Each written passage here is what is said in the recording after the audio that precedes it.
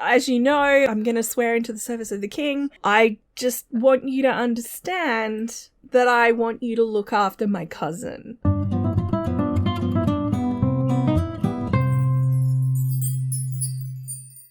Hi, this is Cass from Aussie Cass Plays, and welcome to, I think, episode 5 of the Night Generation of Medieval Legacy. Like, how many parts in are we? I'm sort of shook that we're at 5 already, I'm not gonna lie. We are still on the weekend. I just played a little bit because I haven't updated any of my mods since the most recent patch. No one seems to have updated them yet. But I can't play this save file without mods active because a lot of this file is mainly CC, like clothing and stuff, but still a lot of this save file is mods. So I wanted to make sure everything was running okay, and it seems to be. So we'll see how we go. Now, I was thinking, given it's the weekend, I'm actually going to have Gerard head to the local bar so that he can hopefully catch Martha's husband, maybe playing some poker with Magnus, that kind of thing. We'll see if we can catch him and have a man-to-man conversation about his spending habits. So that's the plan. Now, in terms of his... Oh, Christina's calling.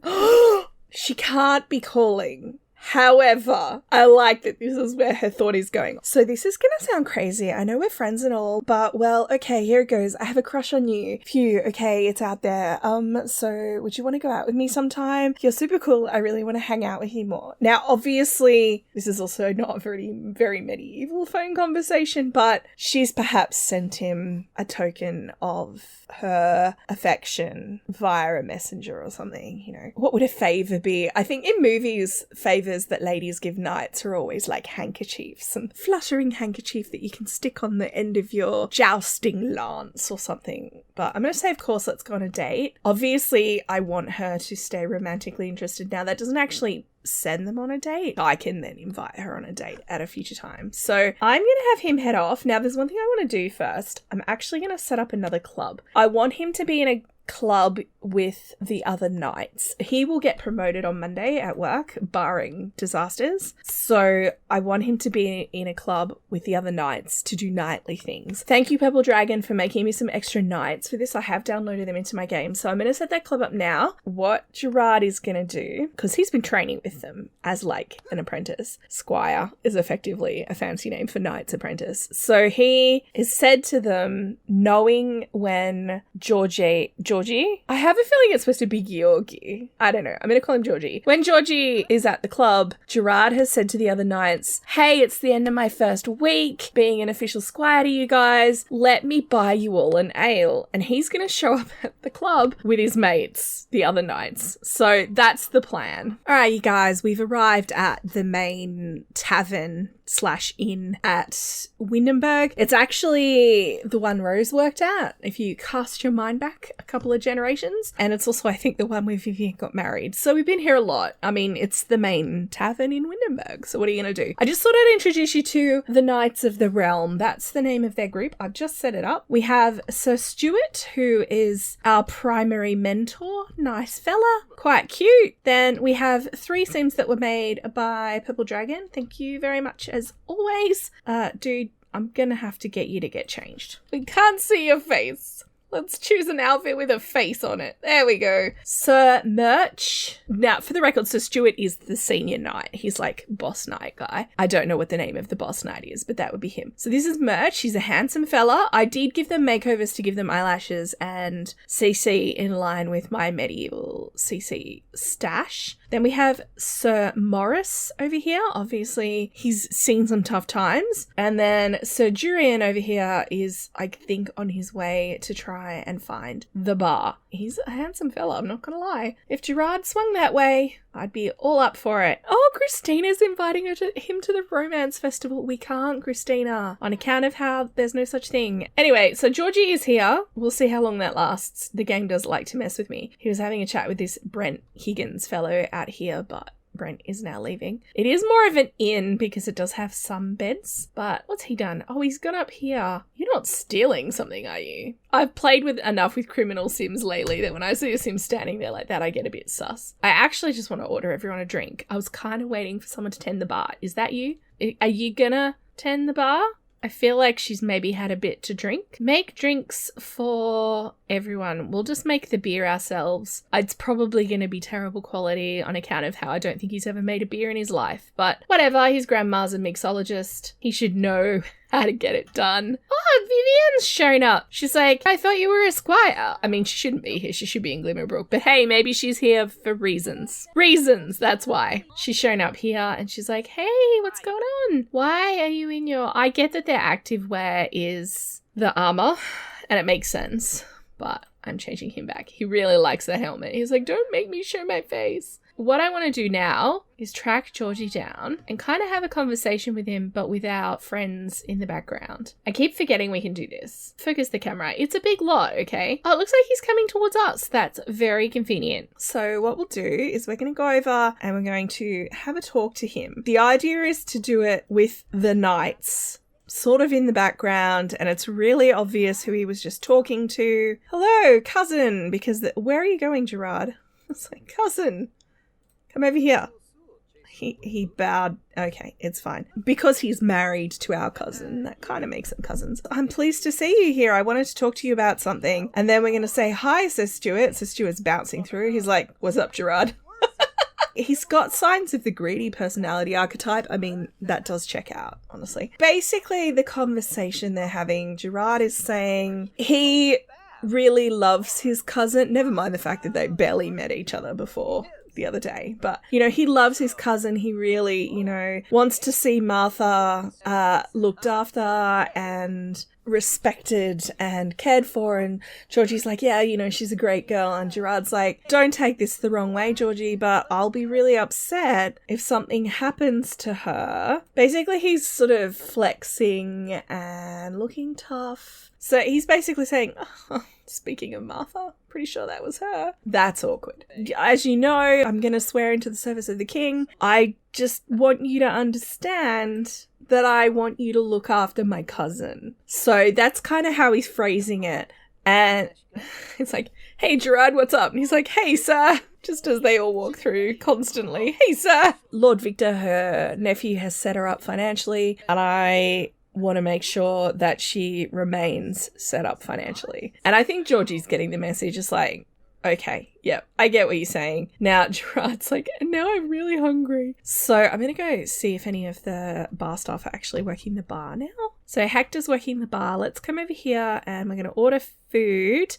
Meat and cheese platter, that sounds like the kind of thing that active knightly types would eat in medieval times, doesn't it? Morris does not want to take his helmet off, putting his helmet back on constantly. Let's call it a meal. I would totally eat that. There's like 3 different types of cheese minimum. I'm not sure if that's meant to be cheese. Oh my god, I'm suddenly starving. I wasn't starving before I started recording this. I wasn't even hungry, but that's okay. Here comes the rest of the gang. Morris got his helmet on again. Just loves that helmet. Martha perhaps turned up looking for her husband because it's 10 p.m. Let's introduce Sir Stuart to Martha, actually. The Sims. Talk up, Martha. There we go. That's probably the best I can hope for. We do have the new challenge, like the new ability to influence the neighborhood thing now. So I don't know if this will make any difference, but yeah. So he's like, have you met my cousin?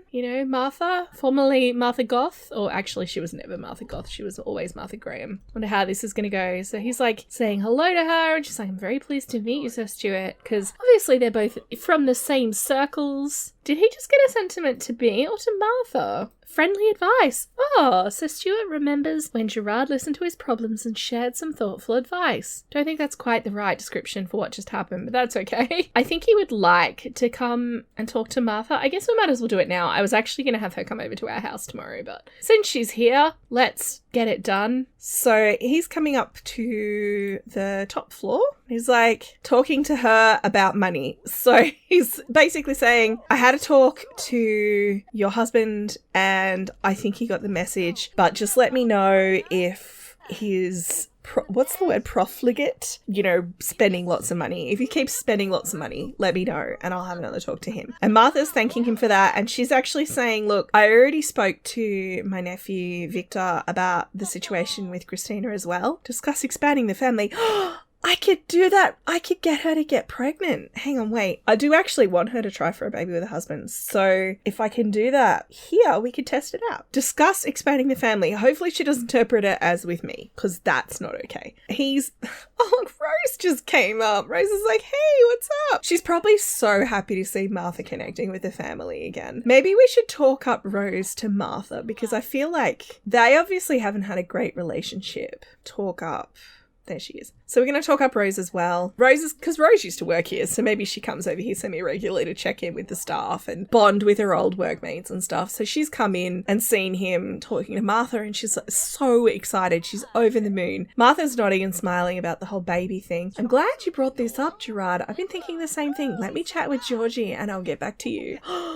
Wow, Gerard, I wasn't aware you felt so strongly about Rose. She seems like good company. I'll chat with her soon. And now they're chatting. I do like that the other Sims interaction seems to be working a little bit better. I'm not going to lie. But I am going to send Gerard home because it is well after midnight. What I was starting to say was Martha actually said to him just before Rose walked in that she spoke to Victor. She spoke to him today. And he was a bit shocked because he thought she had said that she would do it if he spoke to Georgie about his spending. The thing is, because they became such good friends, I figured Martha would do it anyway. So she basically was like, you know, he wants me to speak to Victor about the situation with Christina and Magnus. I'm going to do it. And even if he'd been unsuccessful in talking to Georgie, if Georgie had blown him off or he'd even decided not to do it, Martha would have gone and spoken to Victor anyway, because she's like, yeah, he seems like a good guy, because they get on so well. They're like best friends now. And Victor has said that he had received a request from Jackson about marrying Magnus and Christina. He hadn't responded yet. Magnus wasn't super keen on accepting Christina's hand in marriage anyway, not because of anything about Christina, but because he doesn't want to get married yet. He's enjoying the young playing poker with his mates, drinking lifestyle, and he's not super keen to tie himself down. Yeah, that's kind of the situation with that. So Christina's not going to be married to Magnus, so he's managed to stop that, but he hasn't managed to address the bigger problem, which is getting Jackson to say yes to the wedding. Alright, you guys, it's the next day, and the keen-eyed amongst you will notice we're not at Gerard's house.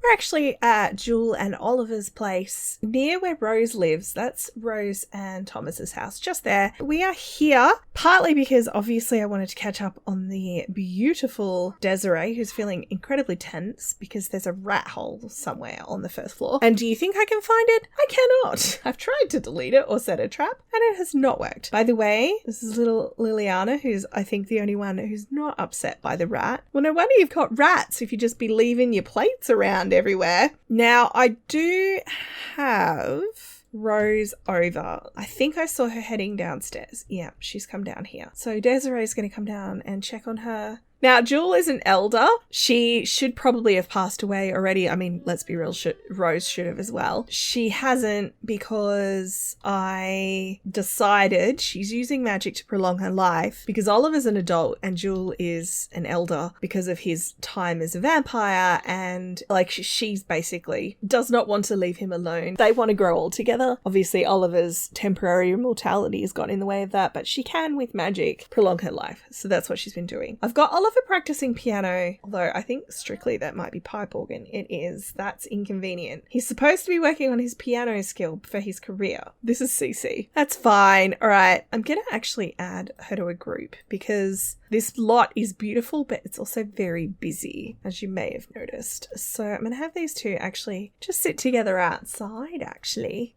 I want to show you this beautiful Panda Sama CC that she's playing with here. A crafting table. What did she make? Is that a little... Oh, it's a little paper pumpkin. That is so cute. All right, we have to put that inside somewhere. Look at that. Liliana, maybe you could craft me a butterfly just while your mum comes out and has a chat to her Auntie Rose. Why are my Sims so mean? All right, fine. Come sit here. Desiree is catching up with Rose on, gossip, family gossip. Rose, obviously, because she lives just up the road. These guys now see each other all the time now that Desiree and Liliana have moved here. She's basically saying to her, I saw Gerard with Martha. I'm so excited. And it's kind of like been a double loss to her that she lost Isabella, but then she also lost Martha. Like, Isabella's daughter's out there and not that far away. Like, she was living in the same neighborhood, but never came and saw Rose. And I think she felt like she'd kind of lost Martha. And the fact that Gerard has managed to reconnect with Martha, and then Martha reached out to Rose because Gerard suggested it. Like, Rose is over the moon. She's telling this to Desiree, and she's mentioning in passing and in fact, she knows this already because she already met with Gerard, but she's mentioning in passing that poor Gerard is pining over Christina Honeycutt, and Jackson has basically said, never over my dead body will you marry my daughter, and it's very, very sad. So basically, Desiree's like, I can probably help Gerard with that situation. It feels a little bit, I don't want to say unethical, but it feels a little bit problematic, but I mean, I could, in theory, help Gerard with the situation. And Rose is like, well, he may, if you think it's problematic, Gerard probably won't go for it. He's got a very strong sense of honor, but you could reach out to him and see what he says. And obviously Jewel's like, what are we talking about? Desiree's explaining her idea to Jewel, and Jewel is saying, look, reach out to Gerard, see what he says, but, you know, it would probably work. Oh, look, she's down here playing with a kitty toy. It would probably be easier to leave Liliana at home, but I'm not sure Desiree goes anywhere without her daughter. So we will take Liliana with us, and Desiree's actually going to go and visit Gerard and talk to him about it. All right, we are here. Now, I think, technically speaking, the front door of this lot is actually this one. So let's go knock on the door just so we can access the house. Little Liliana's gone to go in and talk to the horse. By the way, I named the llama Horse, so that way I'm going to stop calling it a llama. It's a horse. It's called Horse. It's clearly right there on the label. So we're just going to knock on that because I've learned to always load the lot when you go visit someone on account of what happened to poor Simon Kingler, who died tragically in a fire in our first generation. I'm still not over that. So let's come over here. Now he's going to get cold really quick. So why don't we have him hop on some winter gear, and we'll go in here and actually sit together and have a talk. She has an idea. I don't know if he'll go for it. I feel like he will. I feel like him wanting to marry Christina will overpower anything else. So she's basically talking to him and saying, look, Auntie Rose told me about the situation you're in with Jackson and Christina Honeycutt.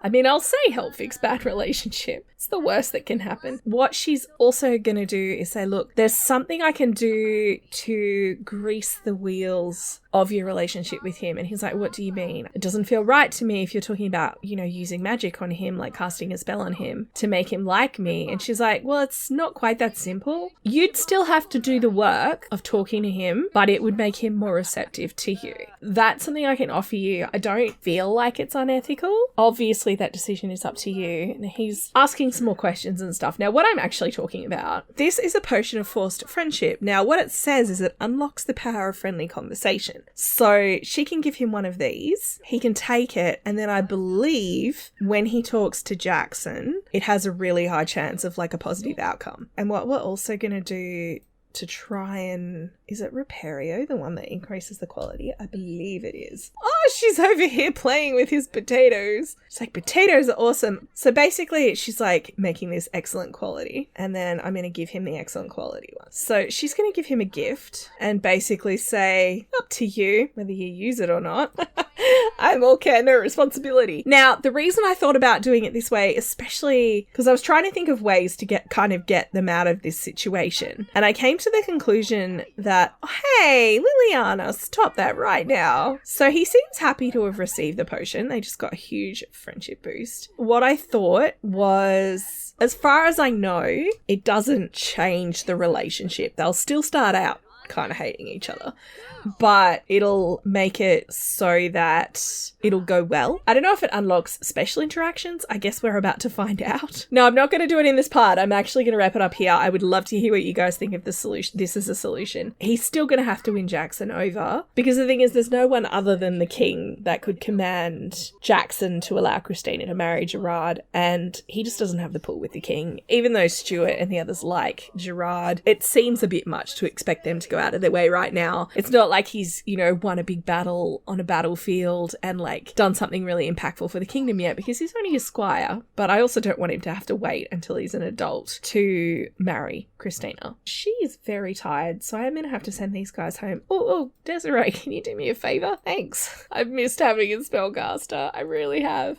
There we go. And I'm gonna wrap this one up here. I'd love to hear what you guys think of my Lord Jackson doesn't like Gerard workaround. It may backfire. It may still backfire, but I figured I'd give it a shot. If you've enjoyed, like and subscribe, you know the drill. I will catch you next time. Thanks for watching.